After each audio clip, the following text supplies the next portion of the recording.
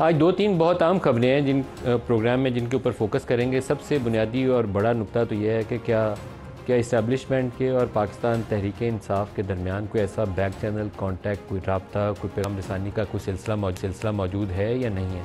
अभी तक इसके कोई वाज़ेह जवाब हमारे पास नहीं है, लेकिन बाज़ जो लीडर्स हैं उनके बयान से ये तासुर ज़रूर मिलता है कि कुछ ना कुछ ऐसा कॉन्टैक्ट मौजूद है या ऐसा पैगाम कहीं दोनों तरफ एक दूसरे को देने की कोशिश कर रहे हैं कि आइंदा आने वाले दिनों में सियासी मंजरनामे के ऊपर ये एक बड़ी डेवलपमेंट हो सकती है। शायद इसी के सबब पाकिस्तान मुस्लिम लीग नवाज़ की जो हुकूमत है उसके अंदर हमें थोड़ी सी परेशानी भी नज़र आती है। आज इमरान खान ने मीडिया के साथ जो इंटरेक्शन किया जेल के अंदर, उसके अंदर भी इसकी तरफ उन्होंने इशारा किया और कहा कि अचकज़ई की बातचीत चल रही है, किससे चल रही है और कहाँ चल रही है, इसको उन्होंने ज़्यादा वजाहत नहीं की। इमरान के जो 3-4 अहम बयान हैं वो मैं आपको बताता हूँ कि आज उन्होंने कहा क्या है कि बात इनके साथ होगी जो बाख्तियार हैं, जो इनको लेकर आए हैं। बराह रास्त फ़ौज की तरफ वो इशारा कर रहे हैं। जब मुज़ाकरात की बात होती है तो ये 9 मई का शोर मचाते हैं। 9 मई ख़त्म हुआ तो इनकी हुकूमत और सियासत दोनों ख़त्म हो जाएगी। इससे पहले वो कह चुके हैं कि जैसे ही काजी फ़ाइज़ ईसा की मुद्दत ख़त्म होगी तो ये उसके बाद हुकूमत बरकरार नहीं रह सकती। तो काजी फ़ाइज़ ईसा की मुद्दत अक्टूबर के एंड में ख़त्म हो जानी है। तो आम तौर पर PTI वालों की ये खुशफहमी है कि जैसे ही काजी फ़ाइज़ ईसा जाएंगे तो शायद बाद मुकदमात जो उनके पेंडिंग केसेस हैं, जैसे इस्लामाबाद के हल्कों का या लाहौर के हल्कों का केस है, तो उसके अंदर उनको फेवरेबल डिसीजन मिल सकता है। बातचीत चल रही है मुज़ाकरात की, बातचीत चल रही है मुज़ाकरात के हवाले से। महमूद खान अचकज़ई ये बात कर रहे हैं, इसको उन्होंने वजाहत नहीं आगे की। इनसे बात करना इलेक्शन में इनके डाके को तस्लीम करना। वो कहते हैं अगर नून लीग वालों से या पीपल्स पार्टी से बात की तो ये जो इलेक्शन या मैंडेट उनका चुराया गया है उसके मुकाबला हो जाएगा। फिर आगे जाके वो कहते हैं कि काजी फ़ाइज़ ईसा को लाने के लिए अदलिया पर हमला किया जा रहा है।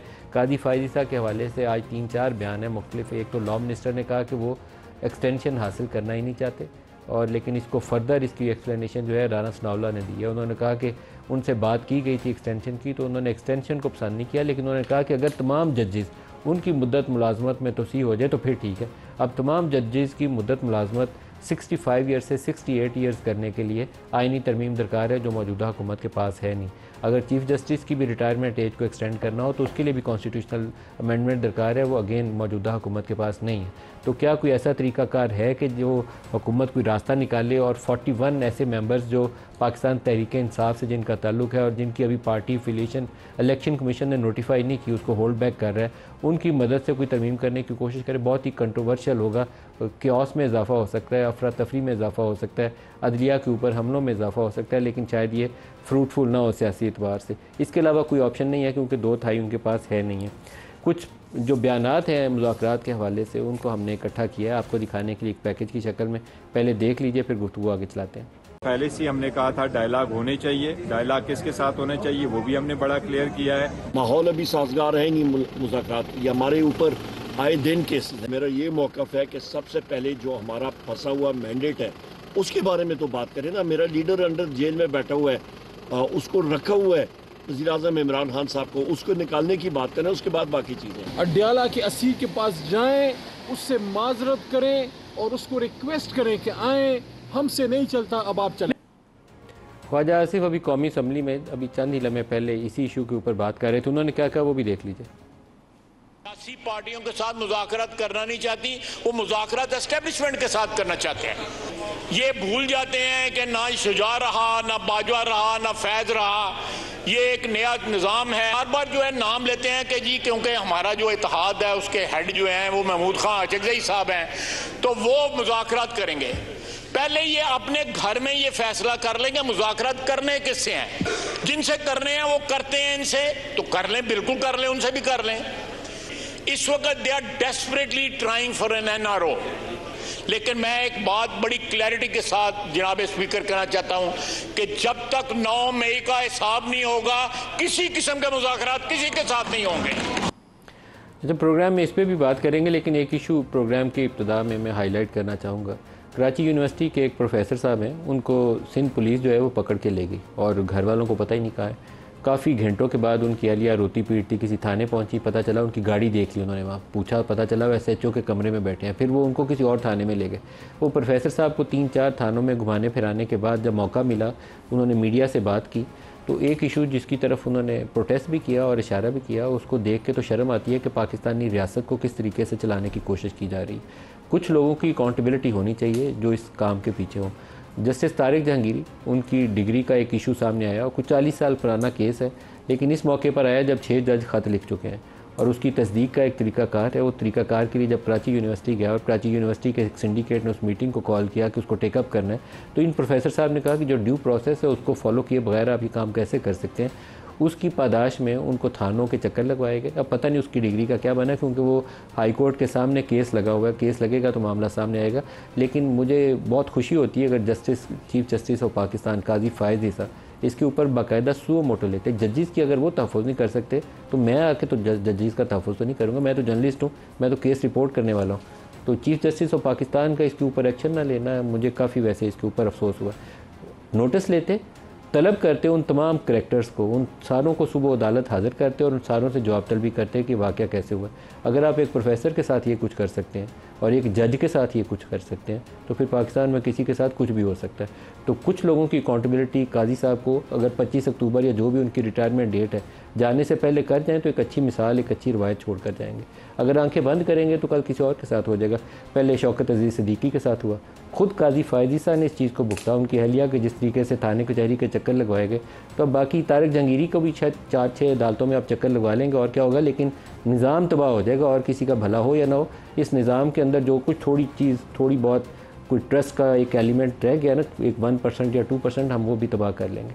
आज जो प्रोग्राम में हमारे साथ शुरका हैं, सेनेटर पलविशा खान है पाकिस्तान पीपल्स पार्टी से, ज़ैन कुरैशी पाकिस्तान तहरीक इंसाफ से हमारे साथ हैं और doctor Tariq Fazal Chaudhry, we hope के PMLN से हमें शॉर्टली ज्वाइन कर लेंगे। सबको प्रोग्राम में खुशामदीद कहता हूँ। ज़ैन, किससे बातचीत चल रही है, थोड़ी इसके ऊपर रोशनी डाल दें। हम तो अभी तक कंफ्यूज ही हैं कि बातचीत हो रही है, नहीं हो रही है, डिसेप्शन है, आस है, उम्मीद है, क्या चीज़ है ये? बिस्मिल्लाहिर्रहमानिर्रहीम। मलिक साहब, बहुत शुक्रिया शो में दावत देने का। आपके इल्म में है मलिक साहब, हमने जो तहरीक तहफ़्फ़ुज़ आईन पाकिस्तान का एक प्लेटफॉर्म बनाया था, उसमें हमने महमूद खान अचकज़ई साहब को अपना सरबराह चुना और पाकिस्तान तहरीक इंसाफ ने उनको ये मैंडेट दिया है कि वो गुफ्तगू का आगाज़ करें। अब हमारे इल्म में ये आया था कि राना सनाउल्लाह साहब ने अचकज़ई साहब को अप्रोच किया था और उनकी कोई गुफ्तगू हो रही है। तो PTI का तो पहले दिन से ये मौक़िफ़ रहा है कि हम एक आइनी जमात हैं, हम एक कानूनी जमात, हम एक जमहूरी जमात हैं और हम जमहूरी क़ुव्वतों से बात करना चाहते हैं और बात करेंगे। तो इसके ऊपर कोई कबाहत है? अब देखिए इशू कहाँ पे आ रहा है सर, इशू ये आ रहा है कि हुकूमत को खुद भी बात कहीं पे किसी की हुई है, मिसाल के तौर पर अचकज़ई का किसी से राब्ता हुआ है?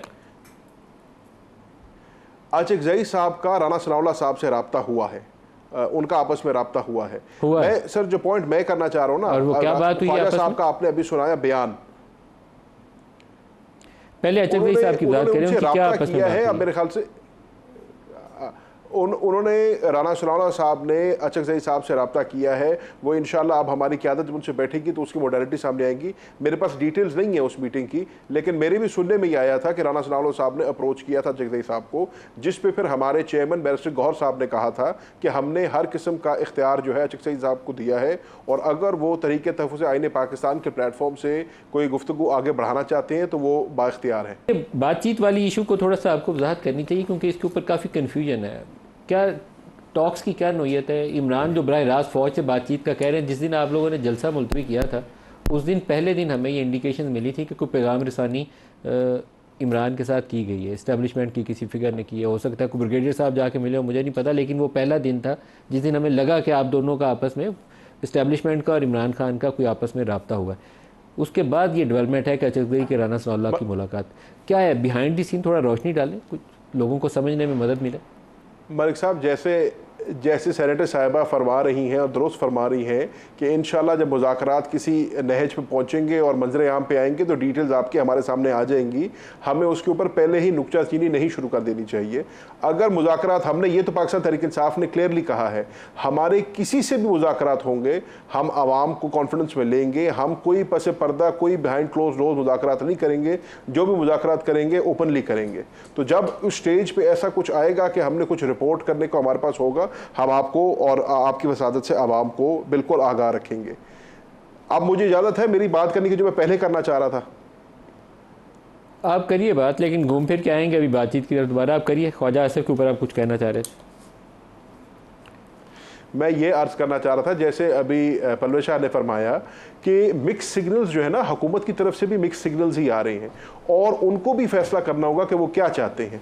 मिसाल के तौर पे मियां शहबाज शरीफ साहब कहते थे जी मैं रिकन्सिलिएशन चाहता हूँ।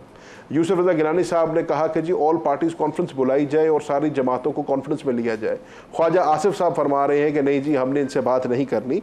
तो हुकूमत को भी फैसला करना होगा कि वो क्या चाहते हैं। ये नहीं हो सकता कि एक दिन वो हाथ बढ़ाएं या दूसरे दिन वो उसके ऊपर नुक्ताचीनी शुरू कर दें।